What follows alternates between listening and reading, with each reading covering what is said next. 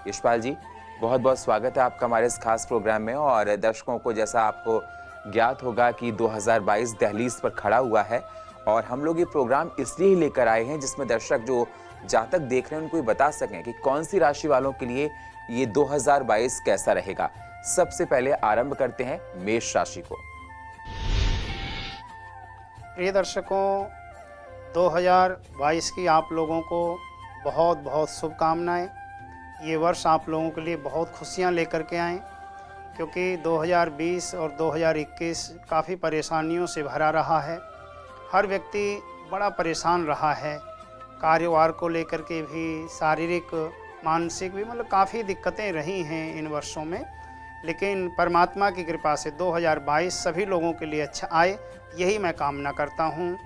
और ग्रहों का राशियों के ऊपर सीधा सीधा असर हुआ करता है और इस वर्ष शनि का विशेष कर के रोल रहने वाला है, क्योंकि शनि कुछ राशियों के लिए बहुत ही हानिकारक है और कुछ राशियों के लिए बहुत अच्छा, माला माल कर देने वाले हैं शनि इस बारी। तो इनके समाधान अगर आप समय से करेंगे तो ये आपके लिए अनुकूल होंगे और बहुत अच्छा फल देने वाले होंगे। जैसे कि मेष राशि है, अब जिन लोगों की मेष राशि है इन लोगों के लिए शनि 10वें स्थान में है और मेष राशि से 10वें स्थान को कर्म का स्थान माना गया है, यानी कार्य क्षेत्र के लिए शनि का बहुत अच्छा होना संकेत कर रहा है।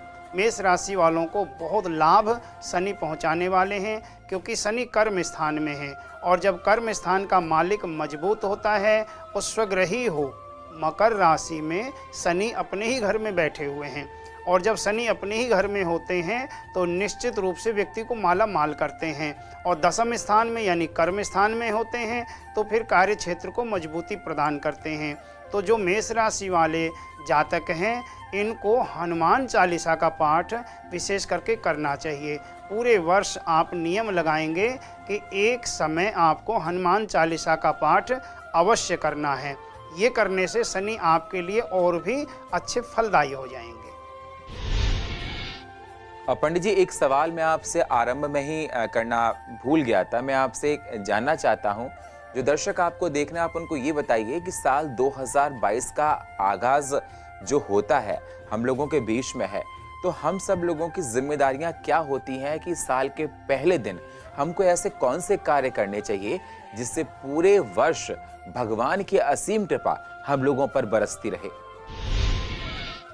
जी सुनील जी, व्यक्ति को पहले से ऐसी धारणा करनी चाहिए कि अब अगला जो नव वर्ष आ रहा है ये हमारे लिए, हमारे पड़ोसियों के लिए, हमारे नगर के लिए, पूरे विश्व के लिए बहुत अच्छा हो, ऐसी मन में धारणा होनी चाहिए।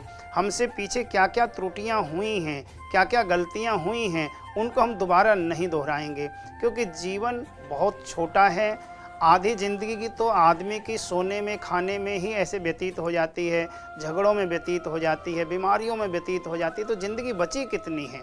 तो जो ज़िंदगी आपके पास में बची है उसको एंजॉय कीजिए, आप उसको बहुत अच्छे से जिए। और कैसे जीना है कि मतलब किसी का बुरा नहीं करना है, किसी का अनहित हम नहीं करेंगे, कोई किसी को ऐसे शब्द नहीं बोलेंगे कि हमारी वजह से किसी को पीड़ा हो। तो इस तरह से आपको पहले से ही नए वर्ष की तैयारियां कर लेनी चाहिए कि नया वर्ष हम बहुत अच्छी तरह से जिएंगे और सबको बहुत अच्छी तरह से जीने देंगे। ऐसी धारणा सबके मन में होनी चाहिए। बिल्कुल, मतलब ये है कि सभी के साथ मिलकर इस साल का जो आगाज हो रहा है अच्छे से करें। मन में कोई मतभेद है तो उन मतभेद को दूर करें और जो प्यार उल्लास के साथ जीवन जिया जा सकता है उसका रंग ही कुछ और होता है। परिवार में प्यार बढ़ाएं, अपने पड़ोसियों में, रिश्तेदारों में, अपने फ्रेंड सर्कल में आप बहुत ज़्यादा पॉजिटिव रहें। कहा जाता है कि जितना पॉजिटिव पर्सन के साथ हम लोग रहते हैं उतनी पॉजिटिव वाइब्स हमारे पास आती हैं और वो हमारी पर्सनैलिटी को भी बहुत इमर्ज करती हैं। सर, अगला सवाल पंडित जी हमारे साथ ये है कि वृष राशि के लोगों को क्या करना है। हाँ प्रिय दर्शकों, जिन लोगों की वृष राशि है, वृष राशि के मालिक हैं शुक्र और शुक्र व्यापार क्षेत्र के मालिक माने जाते हैं, यानी कि कारोबार का सुख भी देते हैं, दाम्पत्य जीवन का सुख भी देते हैं, भौतिक जो सांसारिक सुख हमें चाहिए वो शुक्र देते हैं और देने वाले हैं। इस वर्ष आपको बहुत अच्छे सुख प्राप्त होने वाले हैं। शनि को अगर हम देखते हैं तो शनि आपकी राशि से 9वें स्थान में है और 9वां स्थान भाग्य का स्थान माना जाता है। यानी कि अगर यहाँ पे देखा जाए तो शनि वृष राशि वालों के लिए भी बहुत अच्छे हैं।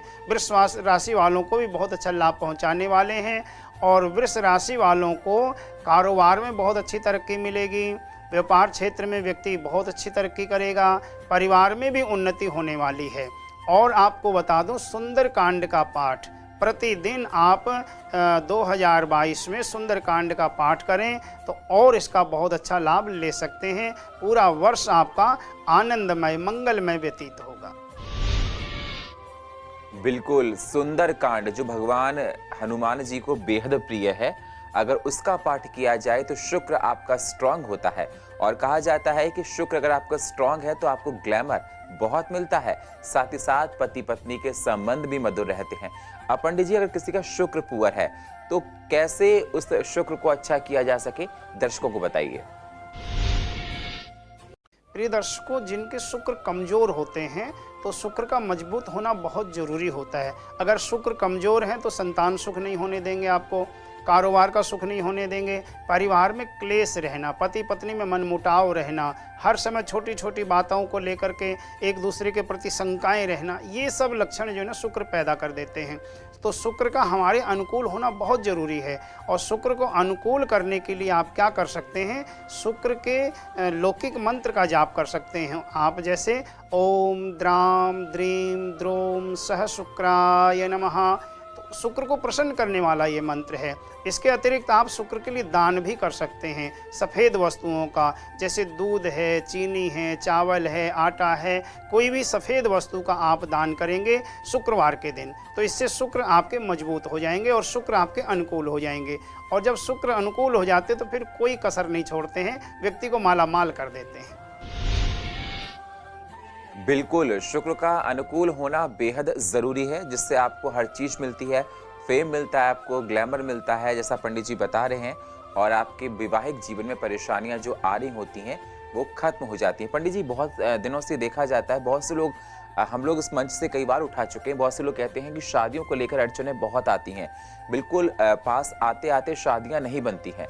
2022 है, आगाज़ है, बहुत से माँ बाप को इस बात का एक कहीं ना कहीं मन में ख्याल होगा कि शायद इस साल हमारे बेटे की बेटी की शादी हो जाए, या हमारे घर में कोई नन्हा बच्चा आ जाए जो शादियां हो चुकी हैं, जिनकी प्रॉब्लम्स आ रही हैं, या लड़के को लड़की को मतलब मन में विचार आ रहा होगा कि 2020 में हो सकता है हमारी शादी हो जाए।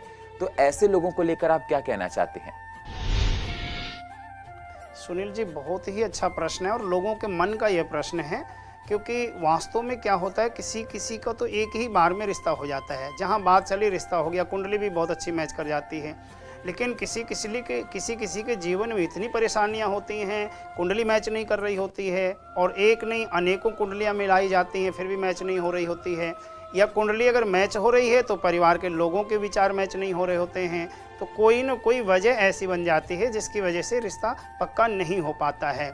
और दाम्पत्य जीवन अगर समय से आरंभ हो जाता है तो व्यक्ति अपनी सारे दायित्व, अपनी जिम्मेदारियां समय से पूरी कर लेता है।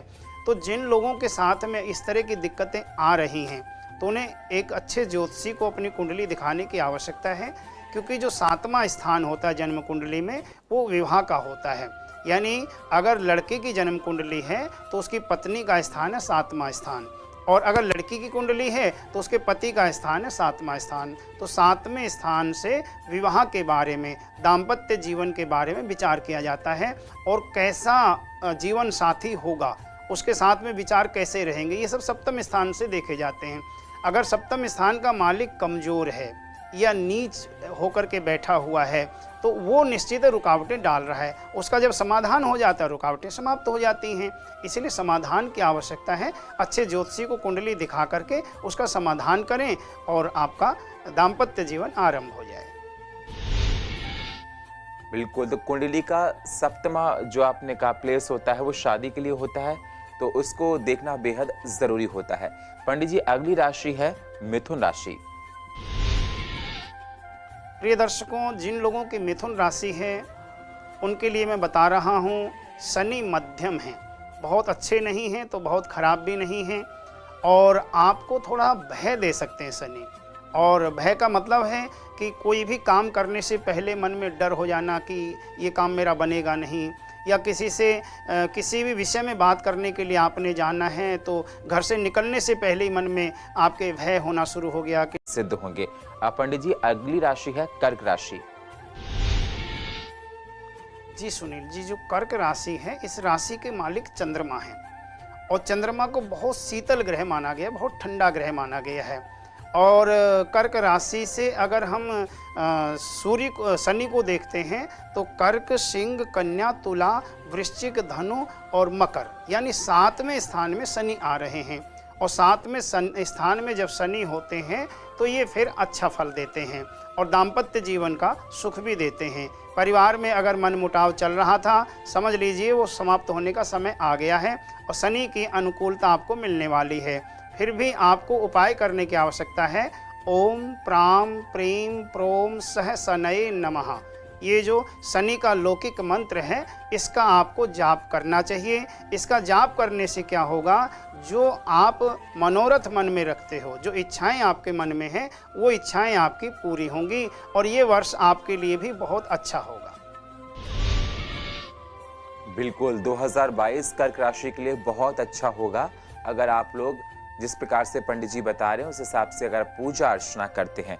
अगली राशि पंडित जी सिंह राशि है। जिन लोगों की सिंह राशि है उनको बता दूं मैं, सिंह राशि के मालिक सूर्य हैं। सूर्य और शनि आपस में इनकी बनती नहीं है, तो सिंह राशि वालों को थोड़ा सा तनाव इस वर्ष हो सकता है। कारोबार में भी घाटा होने की संभावना है, कार्य क्षेत्र में नुकसान हो सकता है। इससे बचने के लिए आपको शनि चालीसा का जाप करना चाहिए। पूरे वर्ष आप शनि चालीसा का जाप करें। पीपल के पास में तेल की ज्योत आप जलाएं, पीपल की परिक्रमा लगाएं और शनि महाराज से प्रार्थना करें कि आप हमारे अनुकूल हों। शनि अगर अनुकूल होंगे तो सूर्य फिर आपको अच्छा ही फल देंगे और सूर्य और शनि दोनों अगर आपको अच्छा फल देंगे तो फिर आपके कारोबार में और आपके परिवार में कोई दिक्कत नहीं आएगी। बिल्कुल, अगर सूर्य आपके अनुकूल होता है तो ना परिवार में और ना आपके बिजनेस में कोई परेशानी होगी। अगली राशि पंडित जी है कन्या राशि। कन्या राशि के मालिक बुध हैं और कन्या राशि वालों के लिए भी शनि को देखा जाए तो बहुत अच्छा फल देने वाले हैं। कन्या राशि वालों को विशेष करके हनुमान जी का पूजन करना चाहिए, हनुमान चालीसा का पाठ करना चाहिए और हनुमान जी को लड्डू का भोग लगाना चाहिए। अगर आप लोग ऐसा करेंगे तो आपका वर्ष भी बहुत अच्छा बीतने वाला है और घर में कोई नई खुशियां आने वाली हैं आपके, ये समझ लीजिए, अच्छे संकेत हैं आपके लिए भी। बिल्कुल पंडित जी, अगली राशि है तुला राशि। प्रिय दर्शकों, तुला राशि जिन लोगों की है उनके लिए तो बहुत ही अच्छे संकेत हैं। देखो, आपके ऊपर शनि की ढैया चल रही है और शनि की ढैया और शनि की साढ़े साथी जरूरी नहीं होता कि हानिकारक ही हो। ढैया आपकी राशि पे है लेकिन शनि और राहु दोनों उच्च के हैं और जब शनि और राहु ये पाप ग्रह अगर उच्च के हों तो व्यक्ति को अच्छा फल दिया करते हैं। और ऐसी स्थिति में आपको हनुमान जी को सिंदूर का चोला चढ़ाना चाहिए। हनुमान जी को सिंदूर का चोला चढ़ाएं और अपने मस्तक पे उसका टीका लगाएं सिंदूर का, तो इससे आपके लिए बहुत अच्छा रहेगा। परिवार के लिए भी बहुत अच्छे संकेत हैं और वाहन आदि का सुख आपको मिलने का पूरा चांस इस वर्ष में रहेगा। बिल्कुल, तुला राशि के लिए बहुत अच्छा पंडित जी ने बताया है कि हनुमान जी को चोला चढ़ाया जाए और हो सके तो पीपल के पेड़ की पूजा की जाए। पंडित जी, अगली राशि वृश्चिक राशि है। वृश्चिक राशि के मालिक मंगल हैं और वृश्चिक राशि से अगर हम शनि को देखते हैं विशेष करके तो वृश्चिक, धनु, मकर यानी तीसरे स्थान में, और तीसरे स्थान का शनि का देखना अच्छा नहीं माना गया है। पश्यन्ति सप्तमम सर्वे शनि जीव कुजापुना विशेषतश्च त्रिदश त्रिकोण चतुरष्टमान। शनि का तीसरे स्थान में होना या शनि की तीसरी दृष्टि होना ये व्यक्ति को विचलित किया करता है, कार्य क्षेत्र की तरफ भी नुकसान होने के संकेत करता है। तो ऐसी स्थिति में आपको सावधान होने की आवश्यकता है और सावधानी क्या बरतनी है आपने कि कहीं पे भी आप इन्वेस्टमेंट करते हैं, कहीं पे भी पैसा लगा रहे हैं आप, तो उस चीज़ को ध्यान रखना है आपने कि पहले पूरी तसल्ली कर लें। ये नहीं कि आप जल्दबाजी में कहीं पे भी पैसा लगा दो और बाद में पछताते रहो, क्योंकि ऐसा संकेत दे रहे हैं शनि कि क्या होगा ऐसी स्थिति में कि बहुत जल्दी निर्णय ले लेना, तुरंत कहीं पे भी पैसा लगा देना और बाद में पछताते रहना। तो इससे आपको मैं अवगत करा रहा हूँ, आपको सावधान रहने की आवश्यकता है और आपको प्रतिदिन पीपल में जल सींचना है, हनुमान जी को सिंदूर चढ़ाना है और प्रतिदिन पीपल की आपको परिक्रमा करनी है।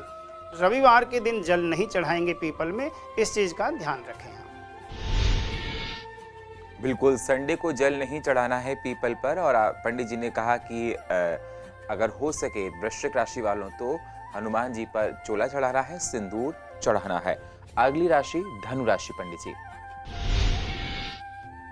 जी, जिन लोगों की धनु राशि है उनके दूसरे स्थान में शनि रहेंगे, गोचर करेंगे शनि, और ये 17 जनवरी 2023 तक पूरे 2022 गोचर करने वाले हैं धन स्थान में। दूसरा स्थान धन का होता है और धन स्थान में जब शनि गोचर कर रहे होते हैं तो व्यक्ति को माला माल करते हैं, यानी कि माटी को भी स्पर्श करें तो सोना हो जाना जो कहा जाता है, वो समय आपके लिए आरंभ हो रहा है।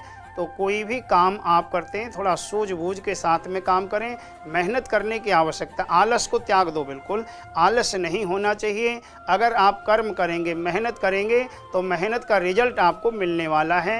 ये वर्ष आपके लिए बहुत अच्छे संकेत कर रहा है और आपको शनि के वैदिक मंत्र का जाप करने की आवश्यकता है या शनि के वैदिक मंत्र का जाप आप करवा सकते हैं, क्योंकि थोड़ा बड़ा मंत्र होता है ये। ओम सन्नो देवी रभिष्टया आपो भवन्तु पीतये संयो रविस्रवन्तु नः। ये शनि का वैदिक मंत्र है, इसका आप जाप करें या करवाएं तो ये आपके लिए बहुत ही लाभदायी रहेगा, पूरे कार्य क्षेत्र के लिए और आपके परिवार के लिए। बिल्कुल, धनी राशि वालों के लिए आपने कहा कि शनि का मंत्र, वैदिक मंत्र का अगर जाप किया जाए तो बेहद शुभकारी माना जाता है। अगली राशि पंडित जी मकर राशि है। प्रिय दर्शकों, धनु, मकर और कुंभ तीनों राशियों पे शनि की 7.5 चल रही है। धनु राशि से चढ़ते हुए अब मकर राशि में शनि गोचर कर रहे हैं और मकर राशि पे शनि की पूर्ण दृष्टि है और स्वयं अपनी राशि में शनि बैठे हुए प्रथम स्थान में। तो शनि का मकर राशि में होना तो अच्छा माना जाता है, लेकिन शनि की 7.5 होना ये व्यक्ति को कहीं न कहीं परेशानियां देती हैं, नुकसान पहुंचाती हैं, अपनों से मन मुटाव करवा देती हैं, घर में क्लेश हो जाना, जो आपके अपने हैं वो आपसे थोड़ा कट कट करके रहने लग जाएं, कोई न कोई छोटी छोटी बातें जो हैं वो बहुत बड़ा रूप ले लेती हैं और कोर्ट कचहरी आदि के भी चक्कर डलवा देते हैं जब शनि की 7.5 आती है। तो ऐसी स्थिति में आपको बहुत ही सावधान रहने की आवश्यकता है और आपको ऐसे में उपाय करना है। उपाय क्या करना है?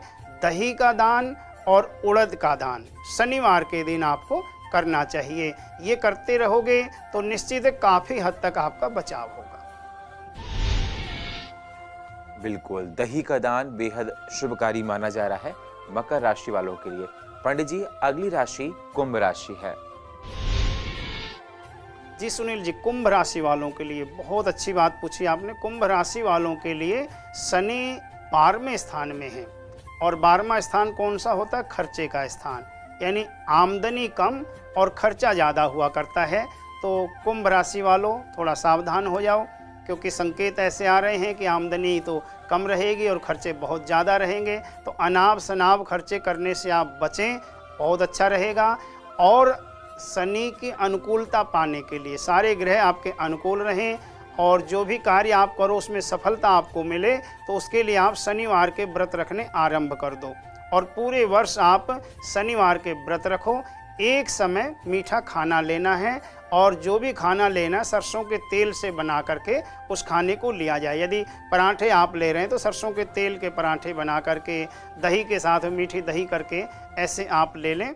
शनि चालीसा का पाठ करेंगे तो ये आपके लिए बहुत लाभदायी रहेगा। फिर आपके जीवन में नुकसान नहीं होगा और पूरा वर्ष आपका बहुत अच्छा व्यतीत होगा।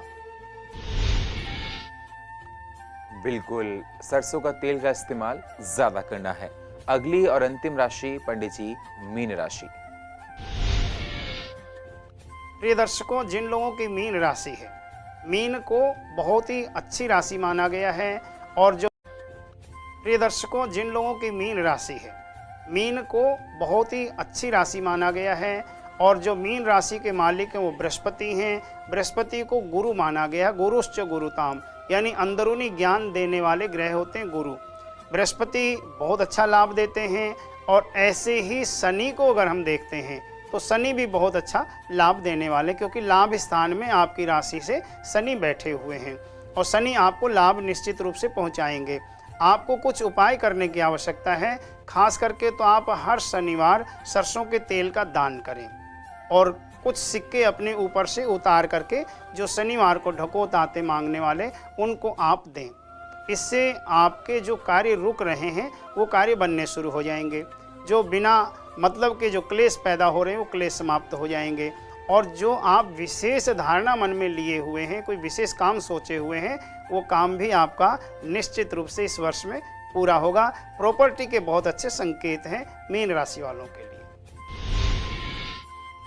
बिल्कुल, मीन राशि के लिए 2022 बहुत अच्छा है, प्रॉपर्टी के अच्छे संकेत हैं और जिस तरह से पंडित जी ने बताया कि आपको शनि को लेकर थोड़ा सा सचेत रहना है।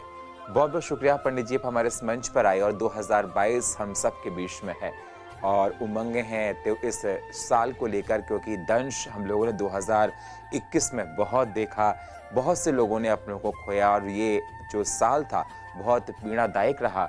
और हालांकि 2022 का आगाज़ है, लेकिन ओमिक्रॉन का खतरा लोगों के लिए कहीं ना कहीं संकट के रूप बनता जा रहा है। बार बार ये कहा जा रहा है कि थर्ड वेव आ सकती है, एक्सपर्ट्स ये एडवाइस दे रहे हैं। तो स्वास्थ्य को लेकर आप क्या कहना चाहते हैं? प्रिय दर्शकों, सावधानी बरतने की आवश्यकता है। सरकार की तरफ से जो भी नियम बताए जाते हैं उन नियमों का पालन सबको करना चाहिए, क्योंकि थोड़ी सी अनदेखी आपको भी नुकसान पहुंचा सकती है, दूसरों को भी नुकसान पहुंचा सकती है। अप्रैल से संवत्सर बदलता है और इस बार चैत्र शुक्ल पक्ष की प्रतिपदा से जो संवत्सर बदलने वाला है उसका नाम है नल, और नल नाम का जो संवत्सर होता है वो बहुत ही सुख देने वाला होता है। अभी चल रहा था प्रमादी, राक्षस, यानी ये संकेत अच्छे नहीं थे। प्रमादी का मतलब प्रमाद फैला देना, राक्षस का मतलब लोगों की राक्षसी वृत्ति पैदा कर देना, दूसरों के प्रति जलन, ईर्ष्या, ये सब पैदा कर देना, पूरे शहर में क्या पूरे देश में झगड़े होना, एक दूसरे की बुराइयां करना, ये सब संकेत आते हैं इन संवत्सरों में। लेकिन जो नल नाम का संवत्सर आ रहा है ये सभी लोगों को सुख देने वाला है। तो महामारी के जो संकेत दिख रहे हैं वो दब जाएंगे, ज़्यादा कुछ नहीं होने वाला है। लेकिन आप सबको सावधानी बरतने की आवश्यकता है। मास्क जरूर लगाया करें, कहीं पे भी बाहर निकलते हैं थोड़ी दूरी का ध्यान रखें, बिल्कुल किसी के पास में खड़े होकर बात न करें। छोटी छोटी बातें हैं जो सरकार की तरफ से भी बताई जाती हैं, उनका आप पालन करें, बहुत अच्छा रहेगा। फिर से आप लोगों को सम्मत की बहुत बहुत बधाई। नव वर्ष आप लोगों के लिए मंगलमय है। तो देखा आपने, पंडित जी ने आपको बताया कि राशियों के हिसाब से आप लोगों के लिए साल 2022 कैसा है और कौन सी राशि वालों को क्या करना है। 2022 दहलीज पर खड़ा हुआ है, हम सब के बीच में है। उम्मीदें हम लोगों को इस साल से बहुत हैं, लेकिन संकट के बादल हम सब लोगों के बीच में मंडरा रहे हैं। उम्मीद यही भगवान से कि ये बादल दुखों के हैं वो जल्द से जल्द छट जाएं, एक सुखमय जीवन हम लोग व्यतीत करें। लोगों के मन में द्वेष भावना, जलन जो एक दूसरे के प्रति है वो ना रहे और हर जगह मंगल मंगल हो, हर जगह खुशियों के दीप जगमग हों। और फिलहाल हमारे इस खास प्रोग्राम में इतना ही। बाकी खबरों के लिए आप बने रहिए सीसीएन के साथ। तब तक के लिए नमस्कार।